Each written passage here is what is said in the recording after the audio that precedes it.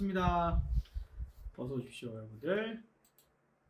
네, 안녕하세요. 저는 그 유튜브에서 기업 경제를 이야기하고 있는 토리잘이라고 합니다.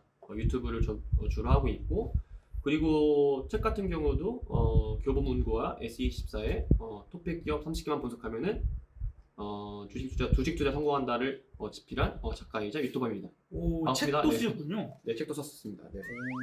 지금 우리 토리자님 경제 유튜버이시고요. 네. 전반적으로 다루시죠. 그래도 주로 크게 다루시는 분야가 있으시다면?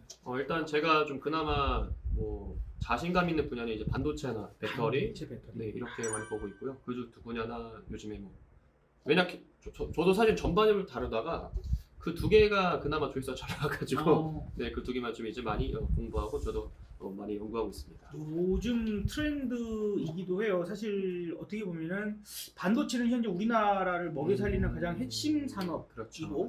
그다음에 2차 전지는 아마도 반도체가 꺾인다 하더라도 우리나라의 미래 먹거리에 큰 역할을 해줄 거다라고 기대를 많이 네, 하고 맞아요. 있는. 네.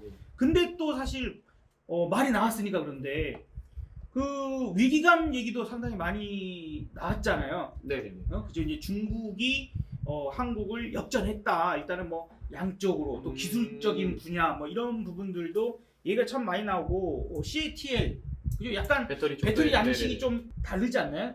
형태라고 해야 되나요? 일단은 네. 그 두 개 소재 자체가 다르고요. 그러니까 우리 한국 같은 경우는 소재가 이제 중국이 이제 LFP라 그러고 이게 이제 그 한국 같은 경우 NCM이라 부르는 그 아마 다들 아실 거예요. NCM이랑 LFP 두 개인데 그 우리 시청자님들은 모르실 수 있어요. 맞아요. 네, 이게 너무 그러니까 저도 웬만하면은 이제 깊이 있게는 많이 안 다루고 왜냐면 실시간 방송을 장중에 주식이 막 움직이는데 그 움직이고 있는 사이에 자 이거 중국의 CATL은 LFP형의 배터리를 만듭니다. 이 설명하기가 좀 어려워서 이번 시간이 아니니까 조금은 꼼꼼하게 설명해 주셔도 좋을 것 같아요.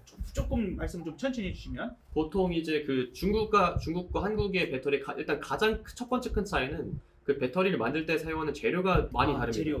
재료가 많이 다르고 예를 들어서 이제 중국 같은 경우는 그 LFP라고 이제 뭐 불리고 있고 그리고 이제 한국 같은 경우는 NCM이라고 삼원계라 부르거든요. 삼원계라고 NCM이라서 뭐 니켈, 뭐 코발트, 망간 이렇게 세 개 주로 쓰이고 있습니다. 네. 자, 그런데 이제 그 두 개 차이에서 가장 화합물마다 특징이 달라요. 중국 같은 경우는 LFP 같은 경우는 이게 엄청 내구성이 좋고 불이 덜 나는 대신에 되게 용량이 좀 적다는 단점이 있어요.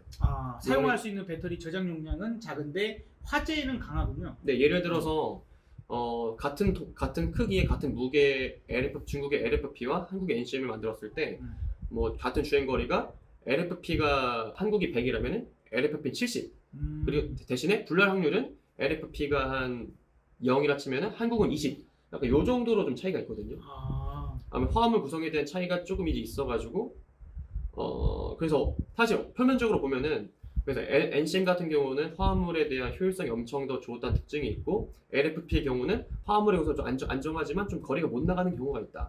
이렇게 봐주면 좋은데 CATL이 요즘 왜 잘 나가냐면은 저희가 배터리 팩을 만들 때 보통 크게 셀 모듈 팩이에요. 네, 셀 모듈 팩인데 이제 저희가 무슨 건전지가 생긴 거를 잘 감싸가지고 이제 모듈을 만들고 그 모듈을 만들어가지고 이제 여러 개 만들어가지고 팩을 만드는데 근데 지금까지 제가 방금 말씀드린 것처럼 CATL과 우리나라의 가장 큰 차이가 화합물이잖아요. 네. 가장 큰 차이가 그나마 지금까지 우리나라가 배터리 시장에서 좀 비빌 수 있었던 이유는 그 NCM에 대해서 좀 더 효율성 있고 적어도 같은 무게 전기체 같은 경우는 같은 무게를 실었을 때 좀 더 가벼워야 되는 게 중요하니 같은 무게를 실었을 때 우리가 더 잘 나간다. 이게 최대 마케팅 포인트 중 하나였어요. 그렇죠. 네, 무게도 중요하니까. 근데 문제가 뭐냐면은 CATL이 이제 그 보통 셀에서 셀 모듈 팩인데 이 모듈을 건너뛰고 바로 셀에서 팩으로 가는 기술을 개발했었어요. 그러니까 사실 그 우리나라 LG나 뭐 삼성, SK 이런 기업들 입장에서는 사실 지금까지는 우리가 그냥 배터리 효율성으로 가지고 쭉 CATL 이겼었던 건데 CATL이 바로 셀2 팩으로 가게 되면서 우리나라 유일한 장점이었던 효율성 면에서 약간 의미가 없어져 버린 거죠. 똑같이 막상 만들자니 오히려 LG가 만든 배터리는 불이 더 잘 나게 되어 있고 그리고 CATL은 불이 더 잘 안 나니까 게다가 가격도 훨씬 더 저렴해요. 가격 저렴하니까 같은 무게 같은 거리 그리고 다 놓고 보면은 시애틀이 좀 더 나아진 상황이 오게 된 거죠. 지금 사실 언뜻 이제 이렇게 들으면 네네. 아니 중국에서 만드는 거는 일단 이제 그 기술까지 극복을 해버렸으니까 그렇죠. 네, 그래서 맞아요. 뭐 같은 이제 부분에서는 일단 불이 화재 위험이 없다라고 하는 게 왜냐하면 우리나라가 지금 뭐 코나 사태나 여러 가지 화재 문제 때문에 리콜 사태랄지 뭐 미국과에서도 마찬가지로 대규모의 어떤 피해 보상이나 이런 여러 가지 얘기들이 나왔던 걸 생각해 보면 아니 그리고 내가 전기차를 살려고 해도 불이 안 나는 걸 사고 싶죠. 네. 불이 안 나는 걸 하고 싶다는데요. 그러면 네. 만약에 가격이 같은 전기차인데 배터리만 그런 식의 다르다고 하면 아무래도 언뜻 생각하면 CATL 사게 되겠죠. 생각할 것 같은데요. 저 솔직히 이제 저도 이렇게 대한민국 사람이고 저희 어디 가서 이런 얘기할 때마다 아버지 중국인 이런 소리 많이 듣거든요. 진짜 실제 그런 분들 계세요. 근데 저는 이제 오히려 그런 현실을 정확히 파악해야 좀 더 정확한 우리나라 배터리 개발 미래가 나아진다고 그렇죠. 보거든요.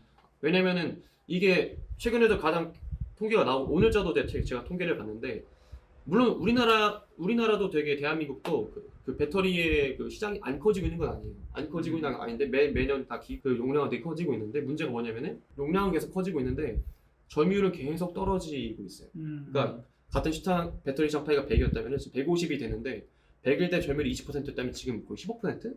라고 떨어져도 봐야 할 정도로 같이 커가고 있지만 그 성장성이 CATL에 너무 떨어지고 있다. 네네. 근데 저는 사실 이 패러다임 어떻게 바꿔야 될 싸움은 사실 이거예요. 지금이야 배터리의 단계가 너무 초기기도 하고 지금 이제 너무 기술 초입 단계이고 하니 그 다음이 전고체나 하이니켈, 뭐 알루미늄 배터리, 그런 뭐 양자 배터리 이런 쪽으로 넘어갈 그때부터 약간 한국이 좀 기술력 싸움으로 넘어갈 수 있지 않을까 예상하고 있습니다. 그러면 뭐 어차피 2차 전지 얘기가 쭉 나와서 그런데 2차 전지가 지금 반도체를 혹은 그 급의 대한민국의 미래 먹거리를 좀 책임져 줄 만한 그런 산업이 맞다. 어떻게 생각하세요? 제가 그런 질문을 많이 받았었는데 네네네. 근데 어느 정도 현 상황 봤을 때는 맞는 것 같긴 해요. 어느 정도 이제 지금은 배터리 산업 분야에서도 뭐 우리나라가 좀 기술적으로 앞서 있고 점유율 면에서도 우리나라 세계사가 그래도 거의 뭐 20% 이상 잡고 있으니까 맞는 말인데 근데 저는 이제 근데 길게 볼 거라면은 좀 이제 제 생각에는 이제 배터리는 다음 세대 싸움이어가지고 다음 세대 그러니까 지금이야 전초전이니까 중국이 전고체 할 수 있냐 없냐도 봐야 될 것 같고 네네. 그리고 이제 뭐 다른 후발 주자 기업들도 지금 보시면은 이 배터리라는 게 사실 진입 장벽이 되게 낮아져가지고 노스볼트 같은 경우도 들어간 지 얼마 되지도 않아가서 바로 그냥 기성 자동차 그룹에게 탑재하고 그러잖아요. 지금 사실 엄청나게 좀 지금의 싸움은 엄청 낮아진 나머지 진짜 만약에 우리나라의 반도체 이을 수 있을 만한 산업이 되어야 된다 싶으면은 정말 대한민국 특성의 반도체처럼 정말 기술력이 선행되어야 가능하지 않을까라고 저는 생각하고 있습니다. 생각보다 지금의 배터리는 이제 기술적인 진입 장벽이 너무 낮아요. 너무 낮아가지고 초창기는 아니겠지만 지금은 마치 옛날에 한 2012년, 13년 막 이때 한참에 LED 같은 느낌이랄까요? 예, 맞아요. LED가 사실 우리나라 뭐 서울 반도체를 비롯해서 상당히 기술력이 세계적이고 점유율도 좋고 막 그랬었는데 어느 순간 뭐 태양광도 마찬가지일 거예요, 그죠? 갑자기 중국에 뭐 어마어마하게 그 업체들이 늘어나면서 확실히 알고 보니까 이제 지금 여러분들 조명 뭐 바꾸시거나 아니면 쓰시면 거의 대부분 그냥 LED. 근데 가격도 싸요. 배터리가 뭐랄까요? 사용 전체 파이가 엄청 커지긴 할 거예요, 그죠? 그렇죠. 엄청 커지고 있습니다. 실제로 엄청 커지고 있고 그에 따라서 그러니까 지금도 우리나라도 에너지 솔루션에 했을 때 다 이제 실적은 다 안정적으로 가고 있긴 한데 근데 만약에 이제 그게 성장한 게 다 닥칠 때부터는 그때부터 정말 그 기업들의 기술력 싸움이 될 거예요. 진짜로 이제 반도체처럼 어느 정도 진짜 막 1000kg짜리 배터리 만들다거나 아니면 진짜 전고체 배터리를 초고도 배터리 만드는 싸움이 될 텐데 전 그때부터 그걸 실현시킬 기업이 사실 전 한국이라 보고 있어요. 지금 중국이 배터리 시장 잘 나가고 있는 거는 아까 말씀드린 것처럼 기존 진입 장벽이 낮은 대량 생산을 통하고 사실 셀투백도 그냥 중간 모듈 없앤 거지 네. 안에 소재를 뭐 어떻게 한 건 아니에요. 그러니까 소재 어떻게 한 건 아니기 때문에 지금이야 좀 CATL이 잘 나가는 거라 좀 판단을 보고 있고 좀 더 중장기적 관점 봤을 때는 우리가 흔히 생각하는 미래 배터리를 보게 되면은 그런 소재 개발 쪽에서 일본이 좀 앞서고 있고 일본과 한국 이 두 개 나라가 좀 잘 되지 않을까라고 보고 있습니다. 야, 삼성전자, SK하이닉스 사실 근데 이번에 폭락이 들어왔다가 이번 주간 그러니까 10월에 딱 들어와서부터 반등을 시도가 잘 되고 있고 제가 그래도 나름 개인적으로 판단할 때는 반도체의 중심인 삼성전자, SK하이닉스가 LG 에너지솔루션도 마찬가지이고요. 지금 반등의 첫 번째 주자로서 그 반등을 주도하고 있는 주도주라고 보여지거든요. 근데 네네. 지금 그 이유 중에 하나가 ARM 인수가 되게 되면 와 한국의 반도체 회사들이 세계적인 회사 내지는 TSMC를 그냥 이번에 한번 확 찍어 눌러버려? 막 이제 이런 거. 그렇죠. 왜냐면 ARM은 이제 반도체 설계 회사잖아요. 맞습니다. 네. 그래서 그 기술력이 없어서는 지금 반도체 산업이 발전하기가 거의 불가능에 가깝다 이렇게 얘기가 되고 있는 거다 보니까 기대감이 꽤 있었을 텐데 이게 안 되면 또 내일부터 삼성전자가 혹은 SK하이닉스 주가가 또 확 빠져버릴까봐 좀 걱정이 되긴 하네요.